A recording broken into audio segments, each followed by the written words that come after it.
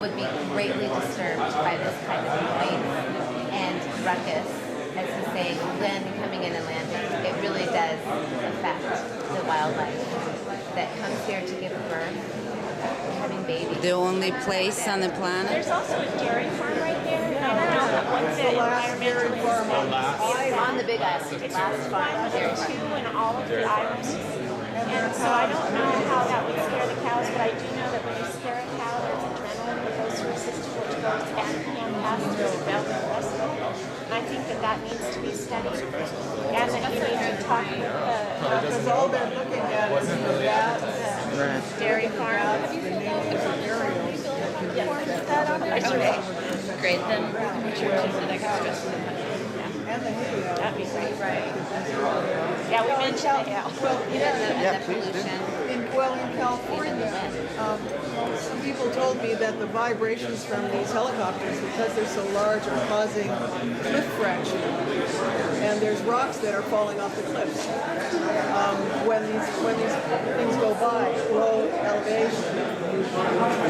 And we've got cliffside in Pohakuloa, like it's all cliff. And in fact, that airport is basically nestled on cliff. And All our and cliffs again, have like cultural and we should really stress to you, which is Chaos. why you should go up there in the morning. It's not an airport. It is literally one landing strip with a building, the corner of this room, and one like not hardly even paved landing strip. It's not an airport. It's an airstrip. It's an airstrip, and it's on a very culturally important, sensitive place. There is, like we said before, a heiau right there. It's the birthplace of Kamehameha. People don't even like, the Hawaiian people don't even like people driving down there, let alone landing helicopters. They just like reinforce the whole area with the brand fencing. And they're like, their message is like, no people, no nothing. They're very sacred places here. Hope If so. there's anything that you didn't see in the environmental impact statement, these concerns, that's why we're here. Well, We want to hear these we concerns. really want The you best to thing know. to do is to document those so that we can address them.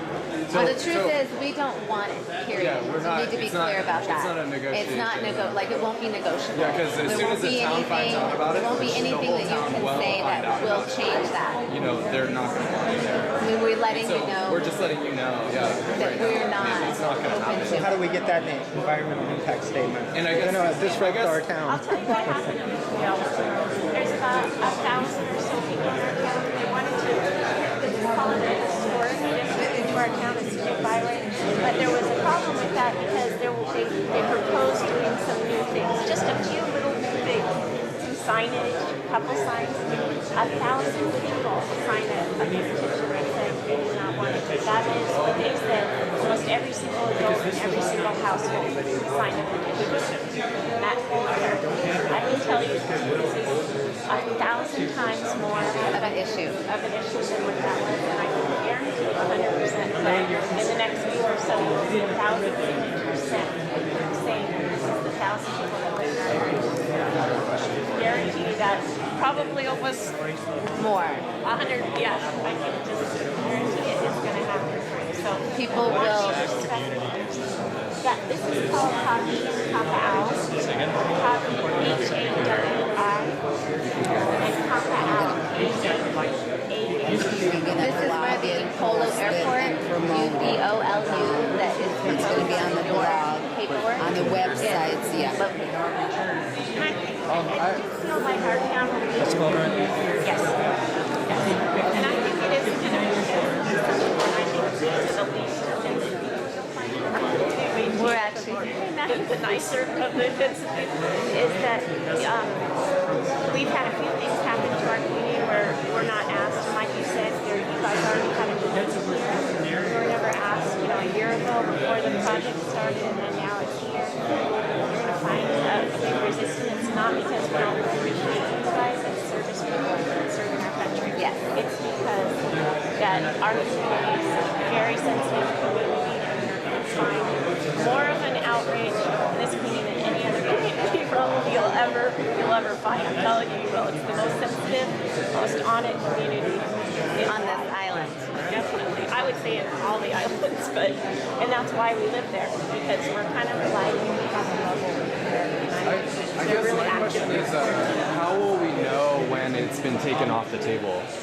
As far as North Kohala is not going to be used for increased activity, and who can answer that question? And when will we know that that's a reality? Ask that question. No, I just know. What's that? Who do we ask that question? Yeah. How? That's a tough one. Yeah. Going to ask someone who's involved in with Bill Collins, the contractor who's putting together the environmental impact statement. Okay, Bill Collins. Belt Collins. Belt Belt Collins. Collins. Okay. The contractor. Okay. And their information is on the website.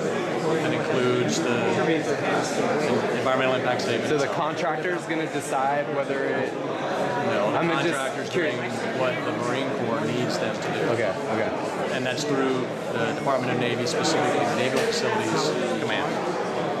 So so when we say we're telling you no, who does that decision go to then? Who makes that decision? I'm going to say right now NAVFAC, Hawaii, and I will confirm. I'm sorry, could you repeat that? I didn't catch it. NAVFAC, Hawaii, or NAVFAC Pacific, and I'm going to, What's Naval the, Facilities Command. Oh, Naval Facilities Command, thank you. Right. Yeah. They're the ones that have to do with all of environmental activities, basing plans, anything that involves land.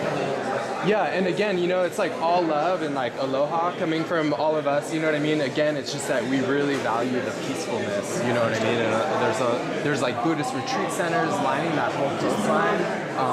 So a lot of people are doing regular, frequent meditation to, enjoy the peacefulness of the rural nature of the community. So again, it's nothing personal. We just need to know exactly who is going to let us know that North Kohala is off the table. If there's interest in any kind of community correspondence, I'll try and get an exact address where you can send it. There is definitely interest. See, I would venture to guess that most of the people that move to North Kohala want to live in the country. We don't want noise. We moved there for peace and quiet, to get away from traffic, to get away from overflights, to get away from that. And the environmental impact statement completely skips over us. Okay. I don't think anyone in Kohala was talked to about this environmental impact statement. Like, you're having a meeting in Waimea tonight, you're having a meeting in Hilo. Yes. But these are nowhere near our community. These places where we're at right now, this is a 45-minute drive to our community. Most, and we only know about this because we read the paper. But And if it wasn't nowhere 18 days near our after it community. came out in the press, Nowhere there'd probably near. be a lot more And people. it's really important that you all come to our community and you sit and you have a meeting of this nature in our town where this airport is. Yeah, no doubt. I second that. Third. If you give me a moment, I'm going to ask you a couple of questions. I'll come back. Great, That'd be thank you. great. Anytime. Thank you so much. We'd like to listen to some of the pilots talk. You've already heard Lieutenant Colonel Isaacs. We have another pilot too, an Osprey pilot. His name is Lieutenant Colonel Holden. And he is non-visible at the moment. But And you for your again, time. much respect to you guys and what you do. And thanks for taking and your time.